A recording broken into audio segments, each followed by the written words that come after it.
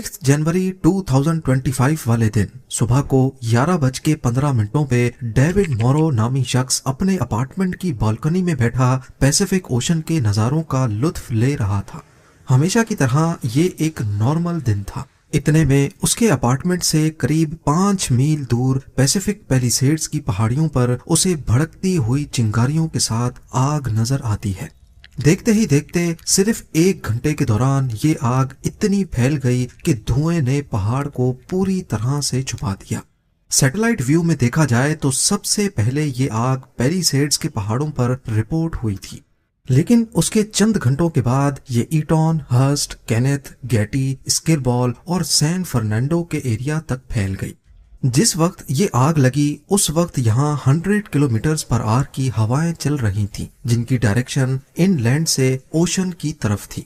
अब यहाँ सवाल ये पैदा होता है कि अगर सबसे पहले आग पैलिसेड्स में लगी थी जो ओशन के बिल्कुल करीब है, तो फिर वहां से आग हवा के ऑपोजिट डायरेक्शन में 30 से 40 किलोमीटर दूर तक कैसे फैल गई।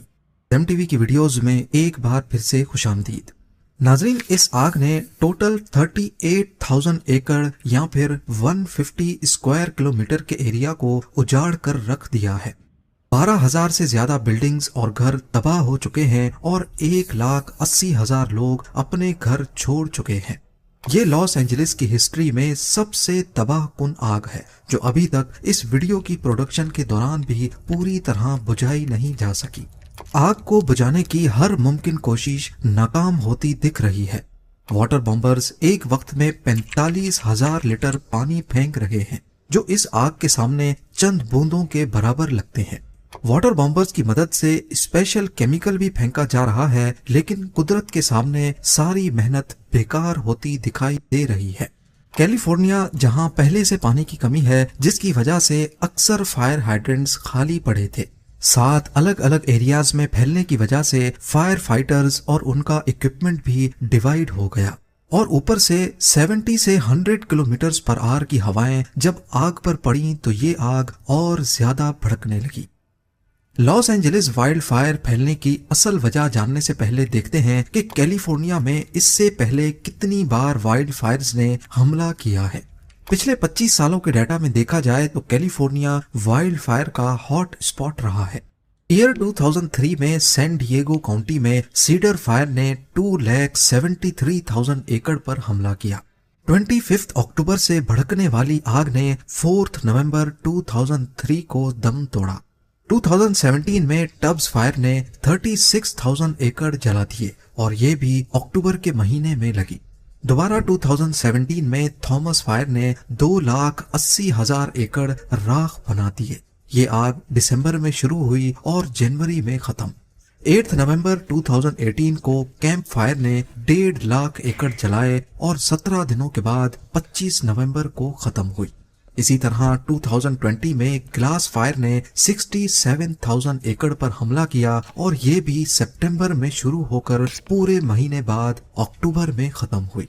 अगर इन तमाम वाइल्ड फायर्स की डेट्स पर गौर किया जाए तो इनमें एक चीज बहुत कॉमन है, विंटर्स।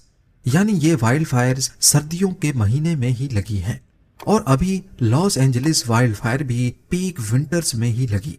तो आखिर क्या वजह है कि कैलिफोर्निया की हिस्ट्री में ज्यादातर वाइल्ड फायर्स सिर्फ विंटर्स में ही लगी हैं? इस सवाल का जवाब छुपा है एक ऐसे फिनोमेनन में जिसे सेंटा एना विंड्स कहा जाता है। जी हाँ, सेंटा एना विंड्स गर्म और सूखी हवाएं हैं जो सदर्न कैलिफोर्निया और बाहा कैलिफोर्निया में स्पेशली ऑटम और विंटर्स के दौरान चलती हैं। गूगल अर्थ पर देखा जाए तो कैलिफोर्निया के ईस्ट में दूर दूर तक सिर्फ डेजर्ट है। इसको मोहावी डेजर्ट या फिर ग्रेट बेसन भी कहते हैं। सूरज की तपिश डेजर्ट को गर्म करती है, जिसकी वजह से यहाँ की हवा का प्रेशर बढ़ने लगता है। दूसरी तरफ ओशन की बात की जाए तो यहाँ की हवा ठंडी होती है और प्रेशर कम। हमने 6th ग्रेड में पढ़ा था कि हवा हाई प्रेशर से लो प्रेशर की तरफ ट्रेवल करती है। जितना ज्यादा प्रेशर में फर्क होगा उतनी तेजी से हवा ट्रेवल करेगी और यहाँ पर भी कुछ ऐसा ही होता है। साउथ ईस्ट कैलिफोर्निया से सेंटा एना विंड्स तेजी से ओशन की तरफ बढ़ती हैं। ये खुश्क और गर्म हवाएं जहां से भी गुजरती हैं वहां का मॉइस्चर सक करती जाती हैं। جس کی وجہ سے یہ پورا ریجن اس موسم میں خشک ہو جاتا ہے۔ جھاڑیاں اور درخت بالکل سوکھ جاتے ہیں جو بڑی آسانی سے آگ پکڑنے کے قابل بن جاتے ہیں۔ سینٹا اینا ونڈز جہاں پورے جنگلات کو وائلڈ فائر کا فیول بنا دیتی ہیں، وہیں اگر غلطی سے بھی کبھی آگ لگ جائے تو تیز ہوائیں اس آگ کو اور زیادہ بھڑکاتی ہیں۔ جلتے ہوئے کوئلے تیزی سے پھیلتے جاتے ہیں اور پلک جھپکتے ہی وائلڈ فائر کنٹرول سے باہر ہو جاتی ہے۔ اب ہونا تو یہ چاہیے کہ جس ڈائریکشن میں ہوا جا رہی ہے وائلڈ فائر کو بھی اسی ڈائریکشن میں ہی پھیلنا چاہیے، پر لاس اینجلس کے کیس میں اس کا بالکل الٹ دیکھا گیا۔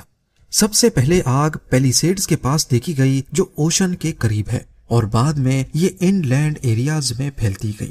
ایسا کیوں ہے؟ اس کی اصل وجہ سمجھنے کے لیے ہمیں ایک انٹرسٹنگ فینومینون کو سمجھنا ہوگا جسے ماؤنٹین ویو روٹر کہتے ہیں۔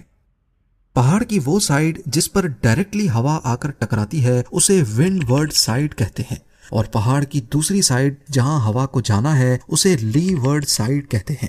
ہوتا یوں ہے کہ جب ونڈ ورڈ سائیڈ ہوا کو روکتی ہے تو اسی دوران لی ورڈ سائیڈ پر ایک وورٹیکس افیکٹ پیدا ہوتا ہے، اور اس وورٹیکس میں ہوا گول گول گھومتی رہتی ہے۔ یعنی پہاڑ کے اوپر ہوا کی ڈائریکشن ایک طرف ہوتی ہے تو پہاڑ کے نیچے ہوا کی ڈائریکشن دوسری طرف چلتی ہے۔ لاس اینجلس کے کیس میں بھی اس فینومینون کا بہت بڑا رول ہے۔ پیلیسیڈز جہاں سب سے پہلے آگ رپورٹ ہوئی یہ لی ورڈ سائیڈ ہے، اور یہاں ماؤنٹین ویو روٹر کی وجہ سے پہاڑ کی چوٹی سے نیچے نیچے ہوا اپوزٹ ڈائریکشن میں جنریٹ ہوئی، جو آگ کو ان لینڈ ایریاز میں پھیلانے کی سب سے بڑی وجہ بنی۔ ایک بار جب وائلڈ فائر بہت زیادہ بڑھ جاتی ہے تو پھر یہ کافی سارے عجیب فینومینون کو جنم دیتی ہے، کچھ ایسے فینومینون جن کو پریڈکٹ کرنا بھی بہت مشکل ہوتا ہے۔ ان میں سے ایک ہے فائر ٹورنیڈو۔ یہ ایک ریئر اور ڈینجرس فینومینون ہے جو انٹینس وائلڈ فائرز کے دوران بنتا ہے۔ یہ ہوتا ٹورنیڈو کی طرح ہے، پر اس کے اندر صرف آگ اور گرمائش ہوتی ہے۔ وائلڈ فائر سے جو ناقابل یقین گرمائش پیدا ہوتی ہے وہ آس پاس کی ہوا کو فوراً گرم کر کے اوپر کی طرف کھینچتی ہے۔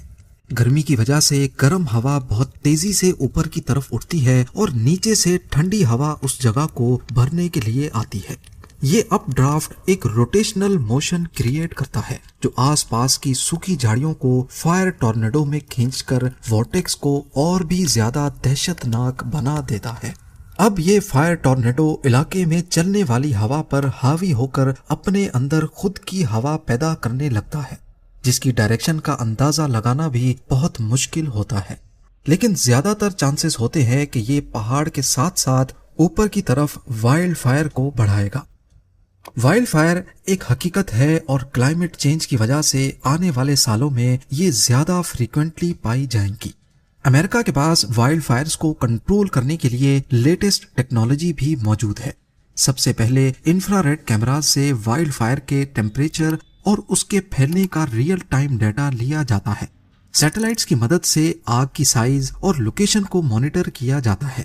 آج کل تو آرٹیفیشل انٹیلیجنس کی مدد سے آگ کے پھیلنے کی ڈائریکشن کو پریڈکٹ بھی کیا جاتا ہے، اور پھر یہ ساری انفارمیشن فائر فائٹرز تک پہنچائی جاتی ہے۔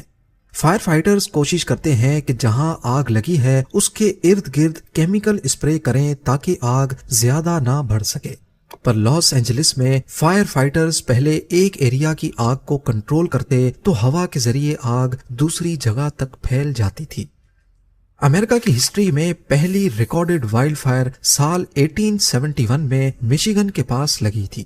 اس وائلڈ فائر میں 12 لاکھ ایکڑ راکھ کی نظر ہو گئے اور 2500 جانیں ضائع ہو گئیں۔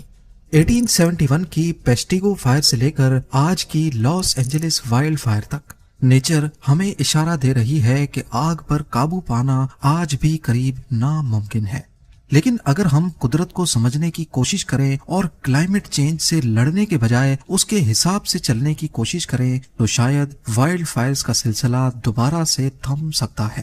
امید ہے